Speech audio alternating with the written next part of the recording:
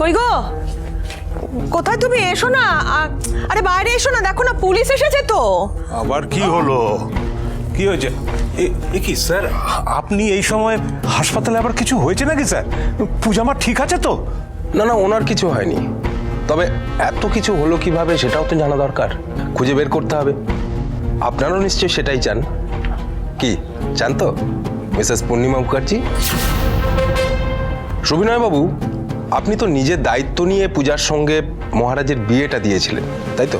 হ্যাঁ স্যার, হ্যাঁ। তাহলে নিশ্চয়ই পূজারিনীকে আপনি নিজের মেয়ের মতোই দেখেন। না না, মেয়ের থেকেও বেশি। আর বাকিরা, তারাও কি সেই চোখেই দেখে? কি পূর্ণিমা দেবী, আপনার সাথে আপনার বৌমার সম্পর্কটা কিরকম একটু বলবেন? বেয়ারা বাচাল মেয়ের সাথে যেরকম সম্পর্ক হওয়া উচিত ঠিক সেরকম। দেখুন অফিসার, আমি ওকে আমার বাড়ির বউ হিসেবে মানি না, মানতে পারবো না কোনোদিন।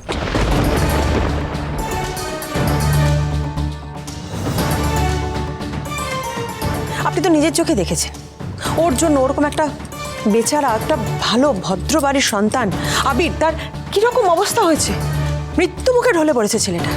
ছি ছি ছি ছি ছি, এই অলক্ষের জন্য আমাদের লজ্জা। আর এই মেয়ে যে আপনার ছেলেকে নির্দোষ প্রমাণ করতে গিয়ে মৃত্যুর মুখে দাঁড়িয়েছিল, সে কথা আপনার একবারও মনে পড়ছে না দিদি?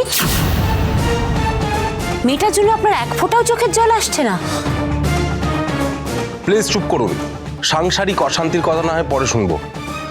আমি এখানে জানতে এসেছি অ্যাক্সিডেন্টের সময় কে কোথায় ছিল।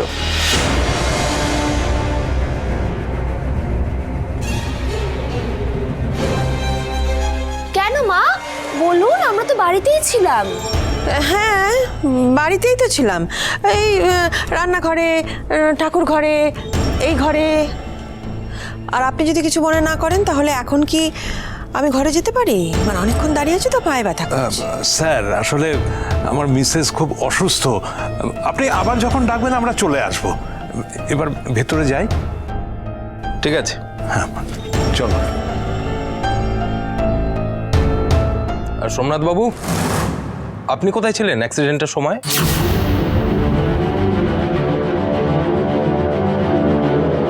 কি সোমনাথ বাবু, আপনিও কি নিজের বাড়িতে নিজের ঘরেই ছিলেন?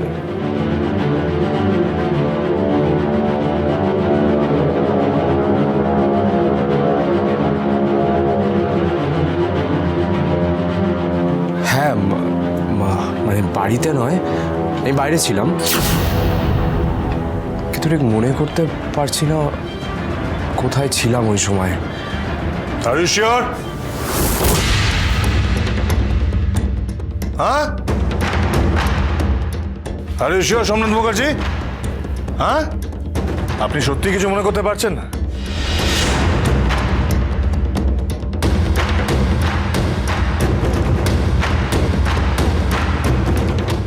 উড়ান প্রতিদিন রাত ৮টায় স্টার জলসায় ও ডিজনি প্লাস হটস্টারে।